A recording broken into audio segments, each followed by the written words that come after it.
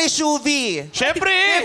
Parang gusto niyang patutuhanan kay Fiang na yung batch nilang mas magaling sa batch nila. Hoy! Dali na!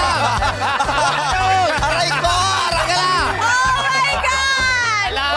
Nako ha, Shuvi ha. Kakaalaman. Who is the best batch? Wala. Pamilya tayo. Oo. Red, ang best batch daw, alam mo sino? Sino? Kay Kim Chiu daw.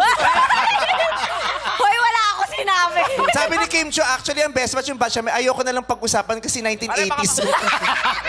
Hoy, 2000. Ang layo nung Fiang at saka Shuvi sa batch.